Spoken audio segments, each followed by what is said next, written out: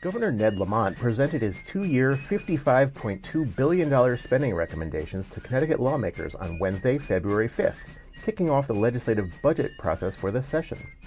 The Municipal Voice was on location at the Capitol to talk to lawmakers about the budget. We are joined this week by CCM Policy Director Brian O'Connor and Associate Director Randy Collins, who will respond to Governor Lamont's budget address.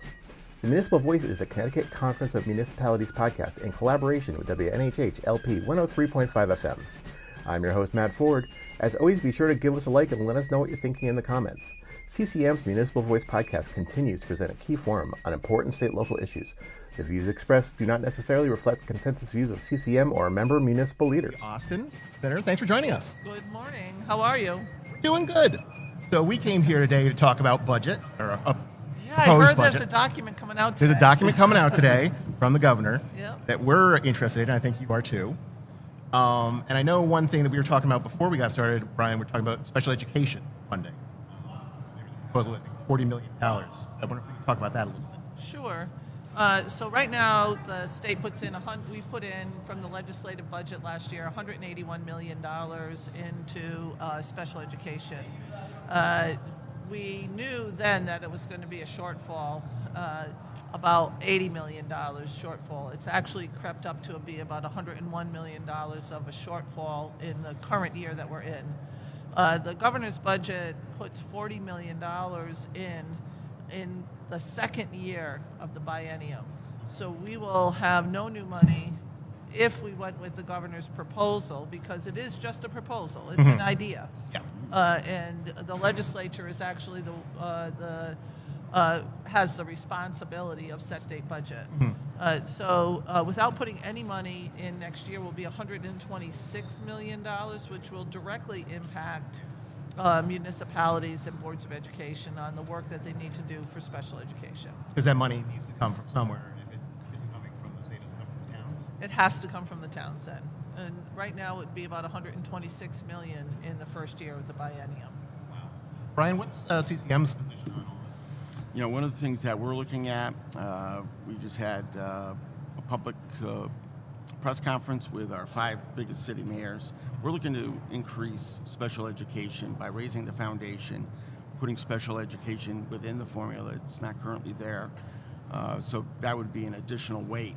And we'd also look at increasing the weights for multilingual language learners. And that would be, it's a big number. It's $545 million.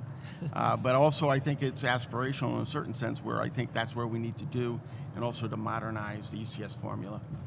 So I'm not opposed to modernizing the ECS formula, and we already have a weight in for English language learners, often referred to as ELL. Yep. That's already a part of the formula, and a good portion of the ECS money is spent on special education with no weight added to it, but it is spent on special education services. About a third of every budget spends their ECS money. A third of the ECS money is spent on special education per town. So we're already doing it. I'm not certain that I'm in favor of $500 million. It has to come from someplace, and when people tell me that they would like me to spend $500 million, give or take, I'm going to tell everybody the same thing. That is going to cause a tax increase. In some way or another, we have to get the money from someplace. And so that's just my feeling on it, because we don't have $500 million to cut out of any one line item in the budget. Yeah, and I think that's one of the things that we've actually been stating, is that it hasn't kept up with inflation. So it's been a property tax increase, as far as the level of funding from 2013. So at the very least, looking at the foundation, which hasn't been increased since then, just to kind of keep up with, the rising costs of, educating our children. And the proposal that you have in front of you talks about just traditional schools. It does not talk about the choice schools like VOAG, VOTEC, charters, magnets, any of those school systems. So it would actually be significantly higher than 500 million if we were going to treat all schools the same. And that's always been a goal, is to treat all schools the same. And we very much need our VOAG and VOTEC schools. Those are job creator schools. People get jobs right out of those high school environments, and we really need those. So those are things that we have to take into consideration when we're talking about such a large number. Thank you. Another budget thing that we wanted to talk about today was funding to support mass transit such as rail, bus service, and highway. Brian, what are we looking for there? You know, there is, we're looking at an increase in funding so we can look at micro-transit busing, which has been effective in many of our communities, but also looking at the rail line, Shoreline East, between Old Saybrook and New London, and then from New London up to Norwich. Oh, I'm a huge fan of extending Shoreline East. Right now, it annualized the $5 million that we put in ARPA dollars last year, is my understanding. Shoreline East needs the same kind of attention that the other sections of rail have received around the state, whether it's the Hartford line, the New Haven line, Danbury. All of those assets receive significant influx of both federal dollars and state dollars, and built up the usage of those lines, in particular after COVID. And often what is used as an excuse that it's very expensive to run Shoreline East, and it is expensive. But we offset public transportation across the board in this state, whether it's paving roads for automobiles, or it's bus lines, or it's the western side of the state's rail system. So we should pay just as much attention to the eastern side of the state on Shoreline East. My goal would eventually see Shoreline East have a spur that goes up towards the Norwich area and heads right up into Rhode Island. It's what we should be looking at, and it's how we should be addressing the issues. Like, cool. I would actually like that train. I would take that down to the shore. One of the other things that I think we were looking at, we were actually recently released a pretty significant study on flooding and infrastructure maintenance. Came right on the heels of the August 18th storm in Oxford. You know, and we look at that and say, if that had hit in eastern Connecticut, what would that have done to like the Fitchville Dam in Bosra? And I guess since it's budget day, we'll keep asking about different funding. But do we see any additional support for infrastructure improvement and resiliency projects? I know the governors and the Commissioner Dykes have made some indication of helping municipalities with technical assistance and meeting some of the federal match requirements. Have we heard anything on how to do that? So first of all, I think we should be cognizant of the fact that there's a significant shakeup happening right now in the federal budget, and I'm not certain that we can count on matches on the federal side in many of the different areas, and climate resiliency would be one of those. And I well remember the storms in Oxford, but I also remember the storms that happened the year before in the town of Scotland, which is about 2 miles from my house, where they lost 3 bridges with people stuck on the other side of the bridge. And it took a lot of time for people to pay attention to that. Now, that same storm caused a washout in one of our freight rail lines, and did a number of other things that were significantly damaged but did not receive the press that Oxford did. And I understand why. It's more densely populated on the other side of the state, and it impacted more people. But the damage was still significant. And on the freight rail line, we had to get that fixed because we have the largest egg producer in eastern Connecticut. That's the largest egg producer east of the Mississippi is in eastern Connecticut. Wow. And they need to feed their birds. And in order to feed their birds, they need that rail line to bring in the feed that they have to mix. And that was not going to happen if we didn't fix it right away. So we were able to get it fixed right away, but the reality was that was not going to happen, was very important, not just in Eastern Connecticut, but broadly on the whole eastern side of the United States, being as they are so large. So I'm very much in favor of us putting more money in for resiliency. I put a bill in last year to deal with $20 million of set aside to use should we have just such a situation like Oxford, like what happened in the town of Scotland and a number of other places. And I think that it's something that we need to be prepared for. The storms that we are having are different than the storms used to be. We have significant flooding that's happening. No, we had a number of forest fires last year that had a potential to be dangerous. And the Fitchville Dam is an old dam. It's a really old dam, but our problem on the Yanick River is more than just the Fitchville Dam. We have very narrow channels that have been developed over time, and there is no place for the water to go. So we need to build in some watershed areas for some of these rivers who have been constrained by infrastructure building up and not understanding what was going to happen. As we've talked about a lot of different things that I think obviously all cost a lot of money, and I know you and I have spoken, and you said, I think at the time, $3 billion in new requests. Yes. And we are constrained More than by that now. every day, I'm sure. It keeps going.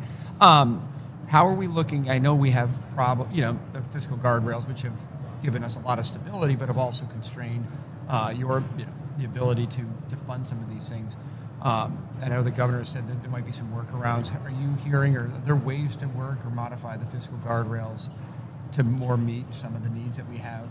I think there's ways to work, in particular with the volatility cap, and the governor has indicated by his budget that he is willing to work around the volatility cap. His budget does make limited changes to the volatility cap that recognizes that we have a problem.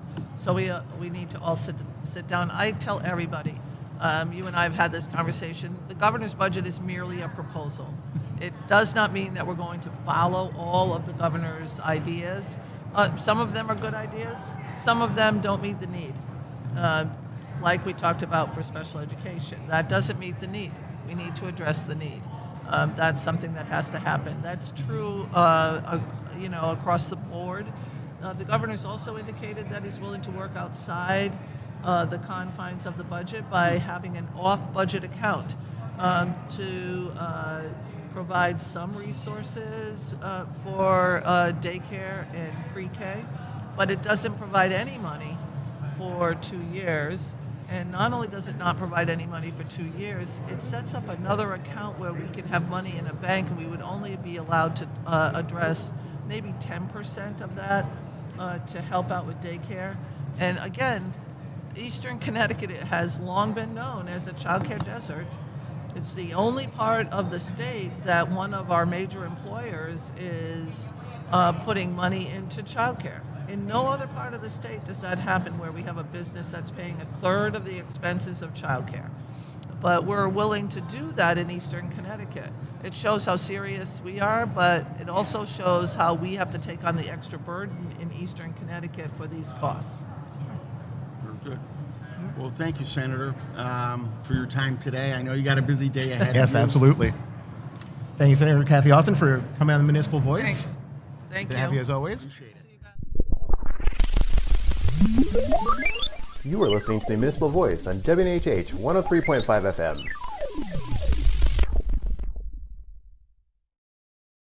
And now we have Comptroller Sean Scanlon with us. Thanks for joining us. Morning. Happy Budget Day. Happy Budget Day to you. So thanks for coming. A lot of things to talk about. Brian, why don't you start us off? Yeah, thank you again, Comptroller Scanlon, for coming in. I think one of the things, obviously, it's Budget Day. How do our revenues look, throughout the rest of the year? Are we going to have a deficit? Are we going to have a surplus? Yeah, so on the first of every month, my office projects what the fiscal position of the budget is going to be at the end of the fiscal year. And a few days ago, on February 1st, we projected that we have a $433 million surplus. That was a big increase over what we predicted in January because of this COVID assistance interest. That was the decision was made by the governor to put that into the general fund, and therefore that saw a big jump. So we're at 433, but that's a similar story to what we've seen in the last couple of years, where we've had 7 consecutive years of ending with a fiscal surplus at the end of the year. And we continue to see us making great strides to this effect that I think we're in the strongest fiscal position we've been in many, many decades. That's great. People always remember some of the issues that we had in the mid 2015, 2016 era. How has the guardrails worked in that situation, providing stability, but also are people looking at the volatility cap and any remedies there to kind of release some of the constraints? Well, look, 10 years ago, Connecticut was in the midst of a permanent fiscal crisis. And I think 10 years later, because of the guardrails and the discipline and our discipline to adhering to them, we have ended that permanent fiscal crisis and stabilized our finances. I think what you're going to hear the governor talking about today is how do we continue making progress on stabilizing those finances, but also address the next crisis, which is an affordability crisis facing the people of Connecticut, whether that's the cost of healthcare, childcare, energy, housing. All these things are hurting the residents of the state of Connecticut. And I think in the next 10 years, our focus needs to be continue our fiscal progress, but making Connecticut more affordable. And I think the governor's decision to roll out his budget today and make a slight tweak to the guardrails doesn't impact the integrity of them. We're still going to be doing what we have been doing, but we're also able to address the affordability crisis. And I think that's the balance that the people of Connecticut are looking for. Keep us going with what's working, but make my life more affordable. And I think we're going to do that starting today. Great.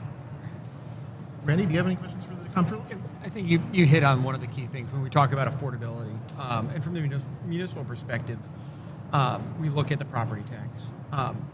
And when we hear about affordability of housing, one of the big things, the impediment to that in economic development is that over-reliance on the property tax and just the pressure that keeps getting pressed down onto it. Are we hearing anything or that we can start to look forward to of how we can alleviate some of that burden, where we can make progress on working together on that, which I think is critical to, as I said, housing, economic development, and everything in between. Well, the governor's budget proposal adds $160 million more in ECS funding for municipalities across the state. He also adds, over the course of the biennium, $54 million of special education funding and ups the property tax credit from $300 to $350. That's the credit that the people of Connecticut get. So new municipal aid for ECS, new money for towns that are dealing with these crazy special education costs right now, I think is a start. I think many of your members would probably say, hey, we need more. And I think everyone recognizes that we need more. And the more we do as a state, the less the burden is going to be on the property taxpayer, which is the biggest tax that most individuals pay in the state every year. I think we just need to keep making progress as that being part of our affordability problem too, right? Which is that the towns only have one option pretty much to raise revenue and make sure that the police get what they need and the fire get what they need and the schools are going. And if we can help them with that burden through more funding, as the governor proposed in his budget, I think that's a good thing for Connecticut. Brian, we were talking about funding earlier with Senator Austin. What's CCM's position on some of this stuff? Well, I think, obviously, I think the comptroller just hit it. It's education, it's housing, trying to figure out how to make Connecticut more affordable. And I think, one of the things that I think for our listeners and viewers is, right now, special ed is one of our biggest cost drivers. What's one of the biggest cost drivers at the state level that you're seeing? Is it healthcare, employee costs? Yeah, so, as the comptroller, most people don't realize this, but I run the largest employee-based health plan in the state. So 260,000 people get their insurance through my office. 60,000 of them are municipal workers, so cops, firefighters, public works professionals who are in something called the partnership plan. And I spent a lot of time on healthcare, and trying to drive down the cost of healthcare is something that's a big problem, whether you're in the private sector or the public sector. Hospitalization costs are up, drug costs are up, utilization, meaning people who use their insurance, all that is increasing. And we're doing some things, and the governor talks about this today in his budget, of some proposals that will drive down healthcare costs, and he's asked me to take a lead on that, both in the plan that I run, but also trying to work on Medicaid, which is a big problem for our budget right now. We are seeing the same trends that are impacting the private market are impacting our Medicaid plan. So if it wasn't for the fact that we've turned around the budget, our budget may be in deficit right now because of the high cost of Medicaid. So again, I sound like a broken record, obviously, but we need to find those affordability drivers and attack them. And I think whether that's, again, energy, healthcare, childcare, all these things are things that I think you'll hear the governor talking about today.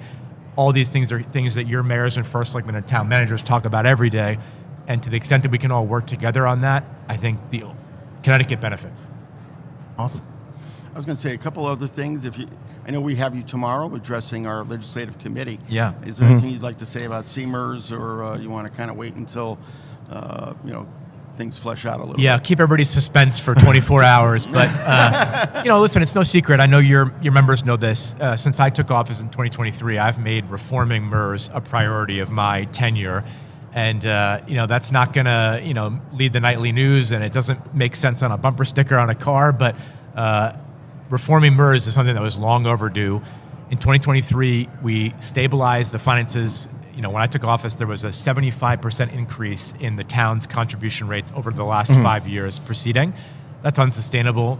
We got Democrats, Republicans, mayors, first selectmen, labor leaders around a table over 6 weeks in my office and negotiated the first reform of MERS in 30 plus years that will save the cities and towns in MERS, which are 107 of the 169, about $800 million over the course of the next 30 years. Wow. So if year one was about stabilizing the finances, year two was about giving municipalities ownership and control of the plan, something that they had never had before. The previous plan governance was run by the Retirement Commission.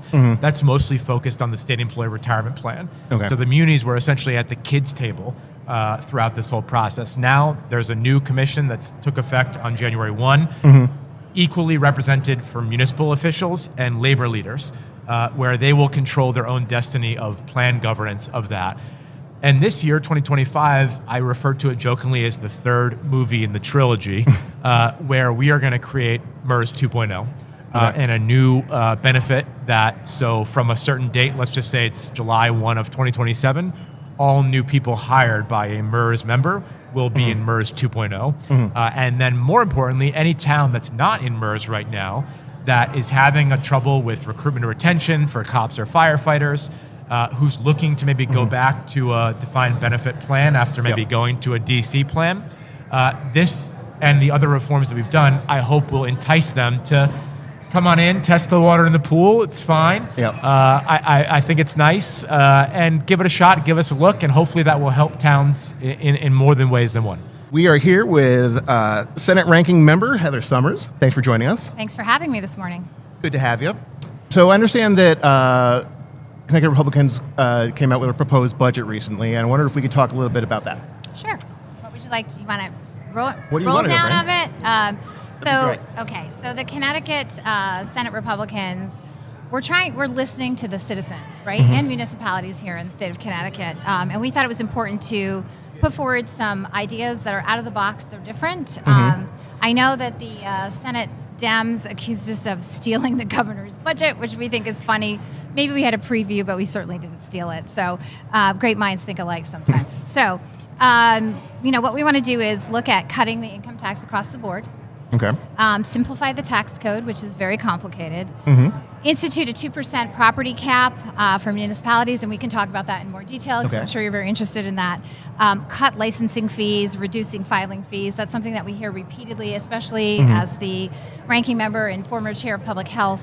Why do we make nurses and physicians every year pay this fee to the state of Connecticut? It's not very consumer or business friendly.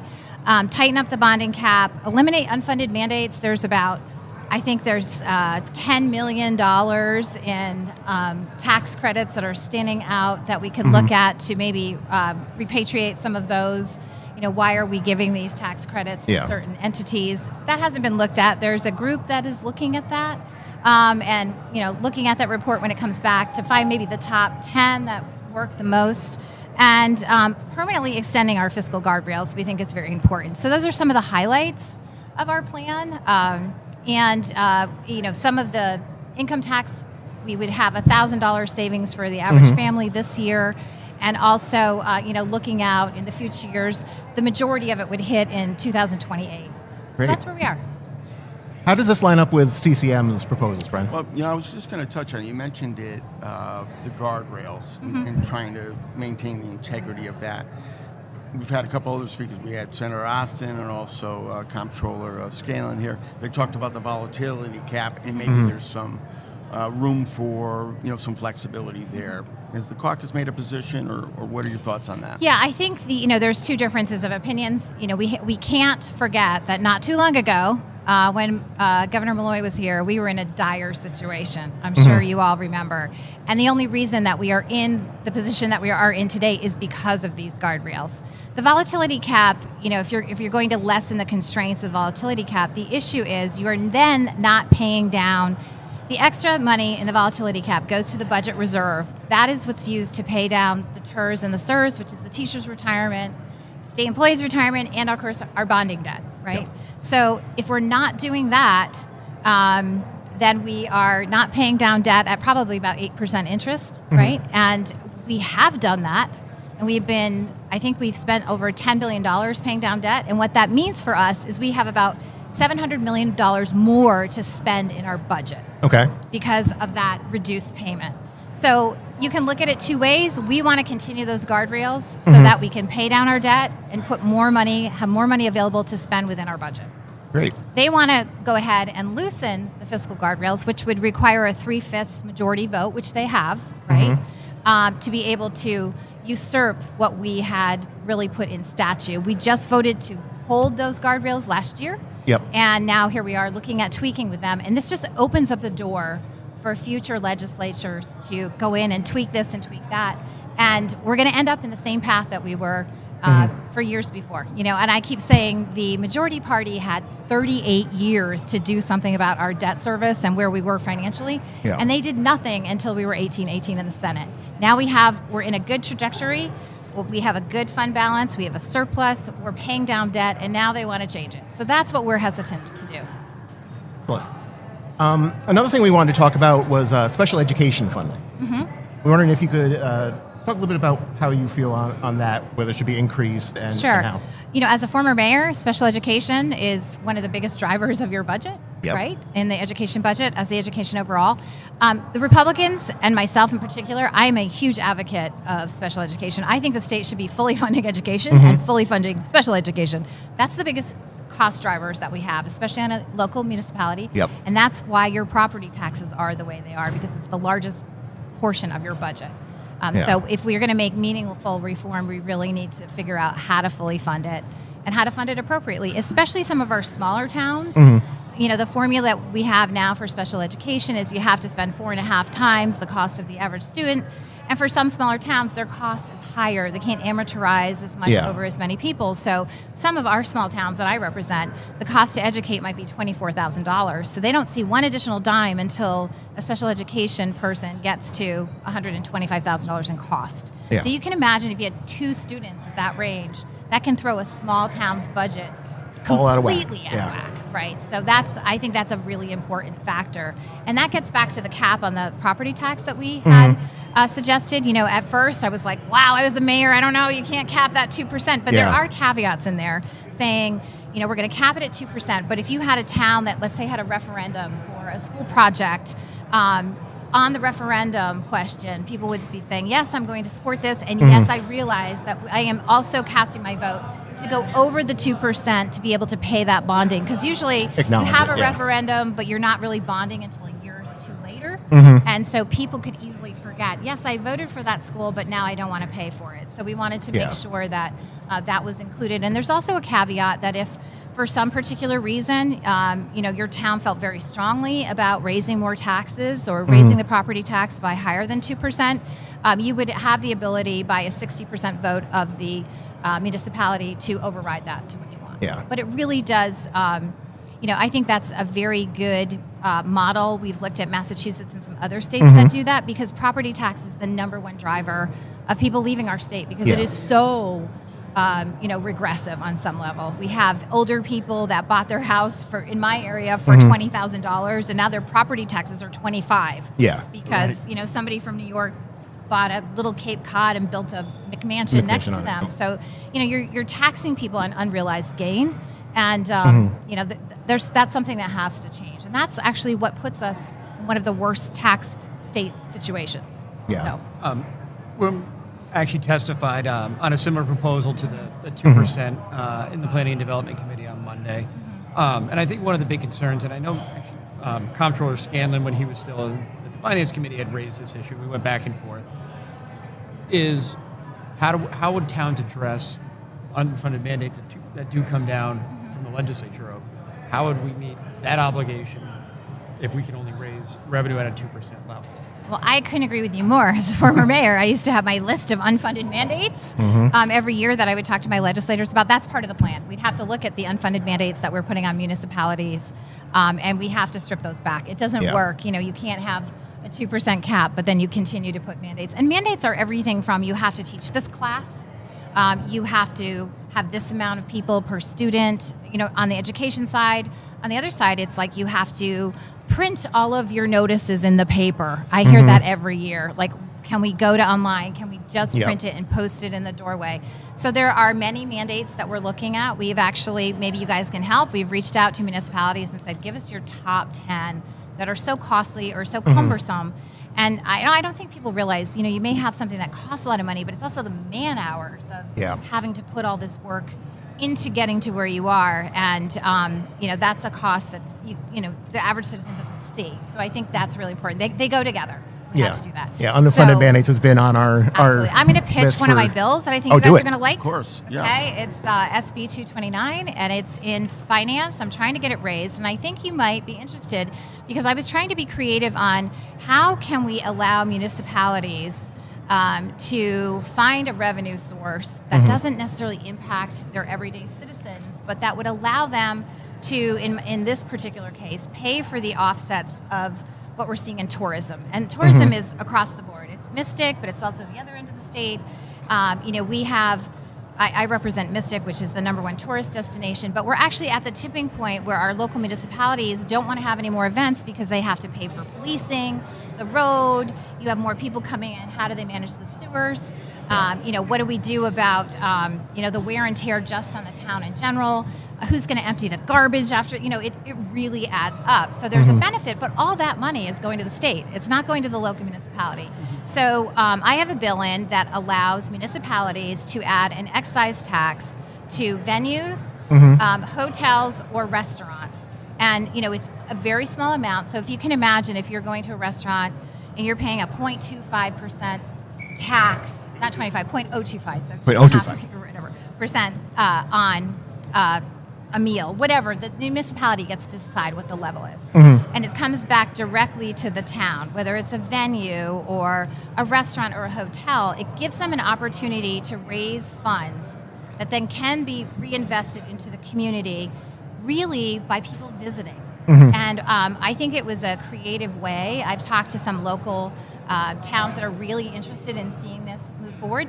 And it would have to pass by an ordinance of their town. They could vote on whether they agree with it or not. It could be a 0.001% on something, those three things, and they would have to use it for really infrastructure, policing, ways to offset the impacts of visitors coming to their town.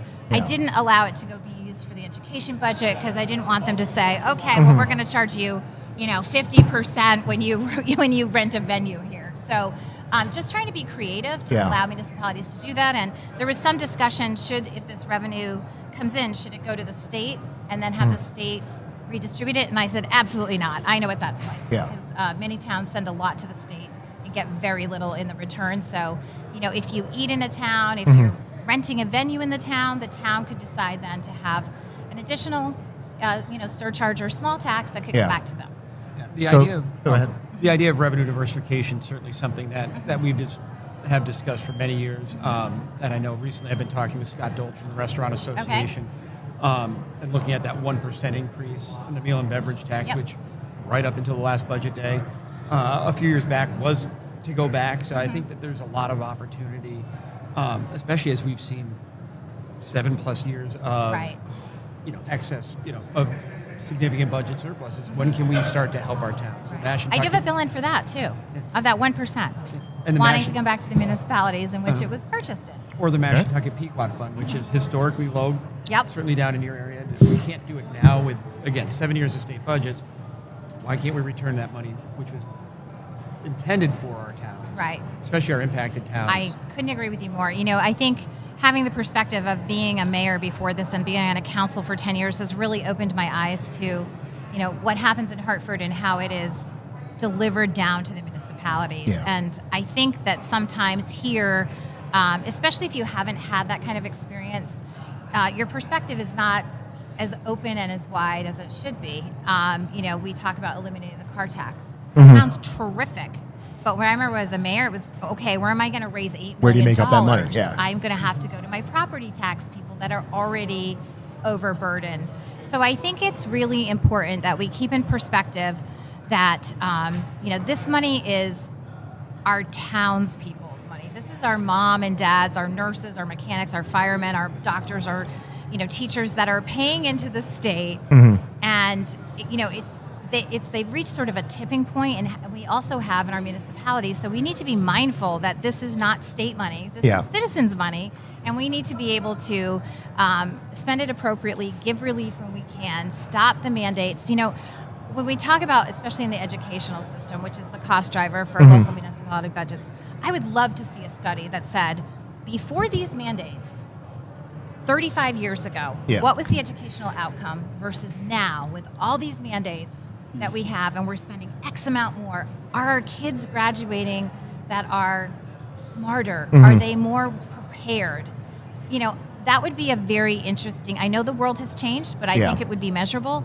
And I bet you would find that with all the additional funding, with all the different mandates, I'm not sure the outcomes have increased where we think they should be. So I think that would be an interesting study and looking at Really measuring it. performance-based, like Yes, results. absolutely. Right. Are we graduating kids that are ready to go into the workforce? Can they read? Can they write? Can they do math? Do they know how to access a computer? Are they financially literate? Whatever the measurements are that a group would develop, just to look if what we've done over the last 30 or 45 years is actually working.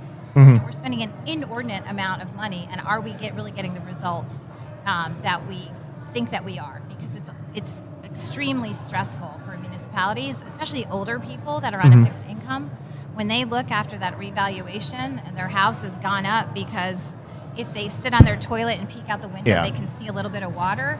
That puts a great stress. And I've talked to a lot of young people, whether they're in the northern part of the district, across Connecticut. They have good salaries, they're working, but they still can't make it here because they're like, if I buy a house, I have to look at what the property tax is going to cost me. And so those are all things I think we really need to be more cognizant of. And it's becoming increasingly more difficult to buy a house, to fund a house, and be able to actually set roots down here. So whatever we can do. Excellent. You are listening to the Municipal Voice on WNHH 103.5 FM. And with us now, we have House Ranking Member Joe Paletta and House Chair on Finance, Maria Horn. Thanks for joining us. My pleasure. Great to be here. Good to have you both here.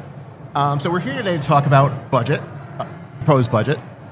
Brian, what kind of questions do we have? I was going to say, what are your thoughts coming ahead? I know the Republicans have put out some different ideas. I know the House Dems and Senate Dems are also doing the same. Can you share anything that you've learned from the governor's budget that's going to be released momentarily? So I think I applaud the governor for trying to have a budget that's stable and broad based in terms of the people that it helps, as well as investing in particular areas like special education and early childhood. As usual, the legislature will have its own thoughts on how to do that. We did some of the work on early childhood, for example, last year, setting up some of the structures for that kind of investment, and I hope we can use those going forward. But as always in a budget, it's the big picture is one thing, and it really comes down to the details and what's in those line items. That's fair. Representative? Yes, and thank you, for having us on. And I think it's an important discussion. like the chair said, it's great that the governor put out what I would call working plan, because we all know that it's going to change in the end. But particularly from our side of the aisle, we are very focused on those fiscal guardrails that have gotten us to this point of great success over the last several years.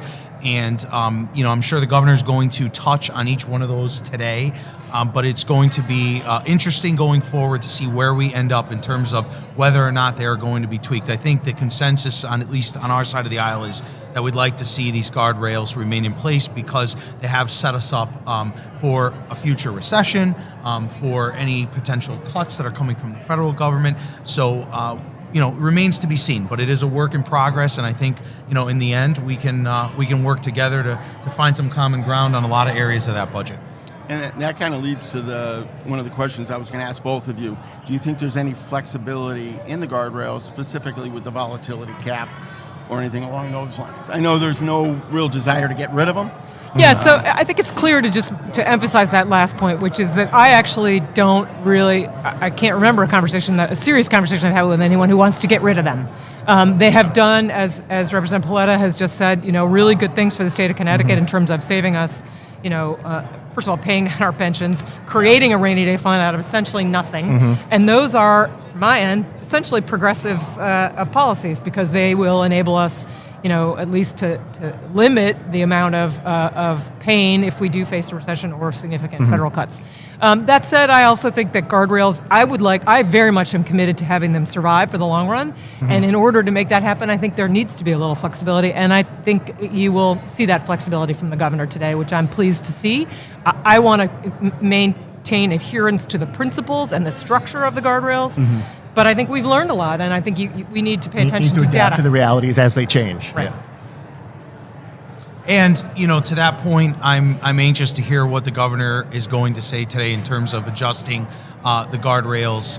As of right now, I would like to see them remain in place, but I'm going to listen carefully, as my colleagues are, and I'm sure, in the end, we will be able to opine more on it. Right now, of what I've heard, it mainly has to do with the volatility cap.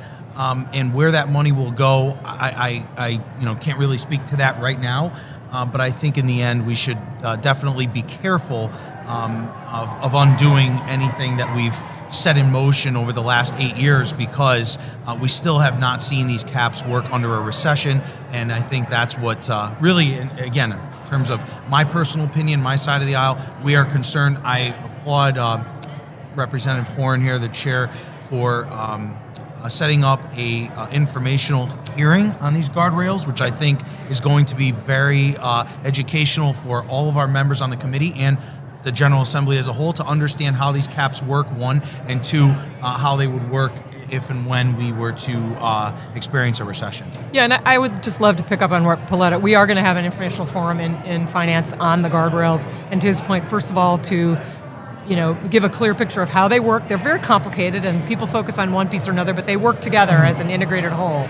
And first of all, what they are, what they've done for us in terms of protecting us from a recession, or what a recession might look like in terms of that protection, but also honestly what they've kept us from doing and what the kind of spending they've foreclosed. So we can take we're trying to keep it focused on not advocacy at that forum, but just facts.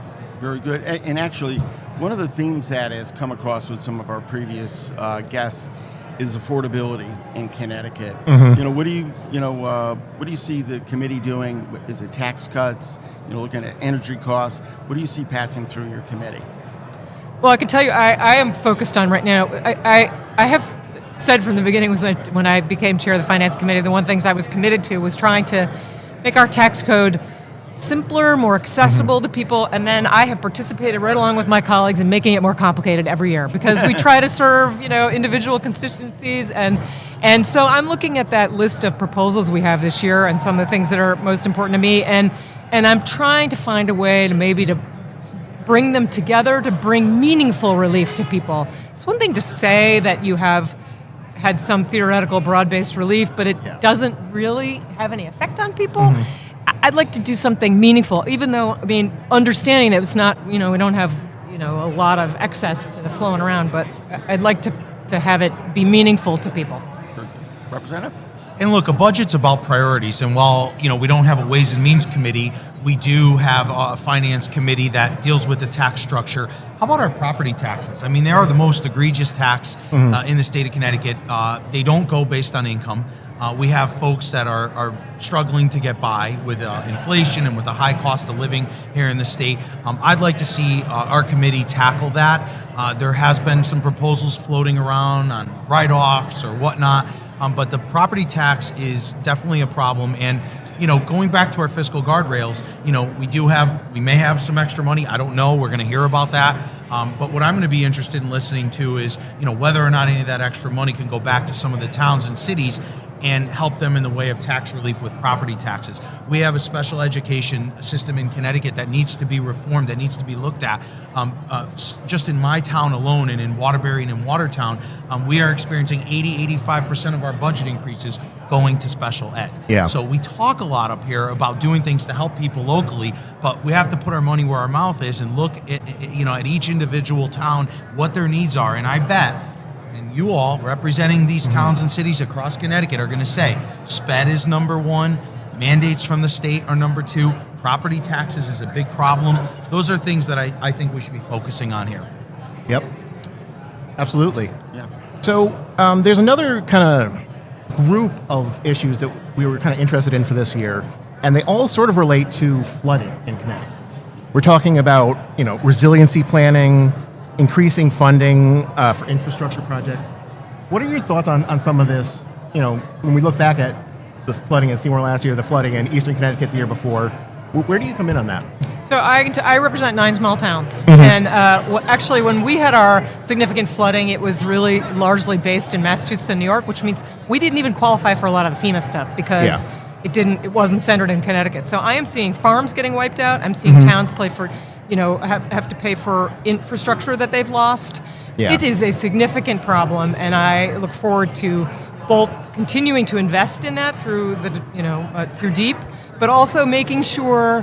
I have seen some of those grants, particularly within DEEP, but not just within DEEP, that they're bond funding. They exist in theory, but getting that money out the door to the people who really need it in a timely way has not always worked so well, and including to our towns. And I really don't want to tie that up further. I would like to make that process quicker and more efficient.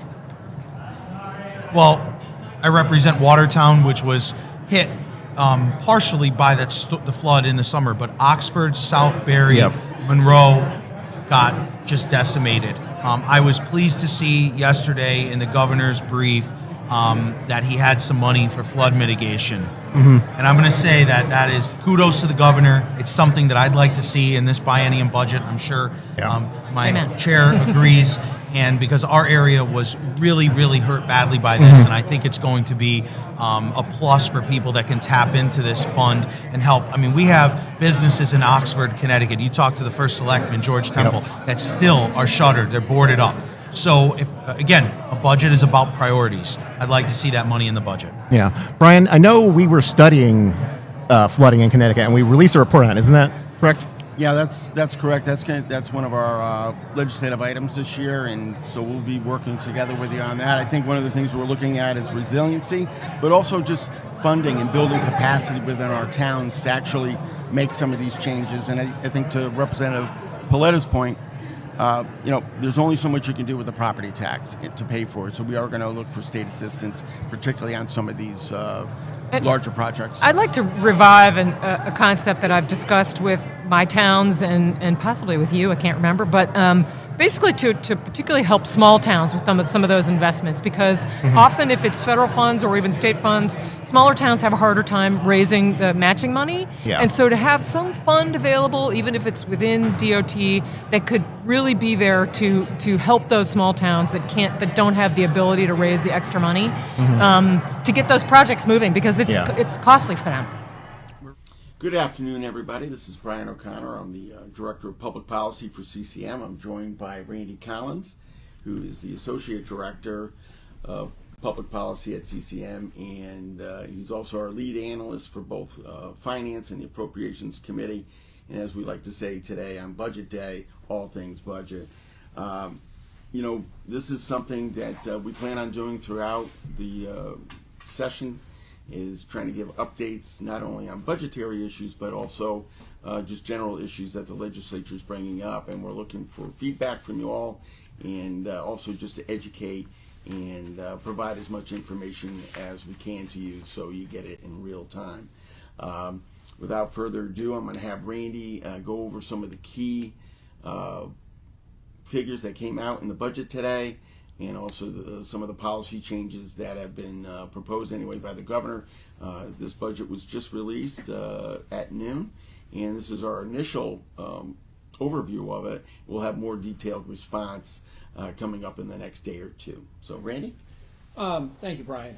I think our first look at this budget is, in terms of looking at it from a municipal perspective, there's really not a lot there. The biggest increase that we saw in municipal aid, or that was claimed as an increase in municipal aid, was about an additional 157 in the first year for education. But that's been a plan in place for almost 10 years now, to bring towns up to the ECS statutory formula. So that money has already been kind of baked into the budget for the last few years. It's 157 million in additional ECS funding this year, and I think it will go to 168 million the following year.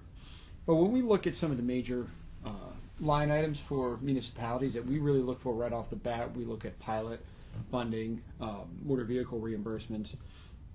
In terms of pilot, there's a $12.5 million increase, generally based on, and these are statutorily, these adjustments are statutorily made through the formula, so it's not a policy change. So we're seeing a slight increase in pilot, but we are going to see almost a $27 million decrease in motor vehicle reimbursements, as a lot of municipalities are undergoing reval. Commercial property values are falling, and that is impacting some of these reimbursement rates. So I'd say overall, we looked at Town Aid Road remaining flat funded, LoCIP, and some of those steep, I believe, are also going to be remain flat funded. So while some towns will see some slight increases, I think, and some towns are going to see some decreases in proposed funding from the governor's budget, it's really going to be something that we have to look at. A couple other things that we're a little bit concerned about. When they recreated the tiered pilot, based on piloted payment in lieu of taxes for reimbursement, one of the major caveats that we fought to have included was that no town would receive less than what they had received in fiscal year 21. The governor proposes to remove that floor. So where now we only worry about fight to go up, now we'll also have to look at making sure that we don't go down in that pilot reimbursement. And they're also looking to rework the municipal spending cap that's been in place but has never really been enforced.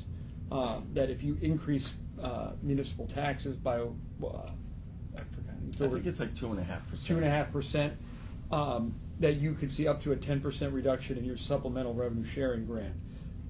So as towns are facing inflationary pressure without really a means to save, without revenue diversification, they're really only allowed to go to that property tax to meet those financial obligations. And if you have to increase taxes to do that, you will be then punished. So I think we have a long way to go with this budget. Yeah, and I was going to say there's another provision that we're going to get confirmation on it.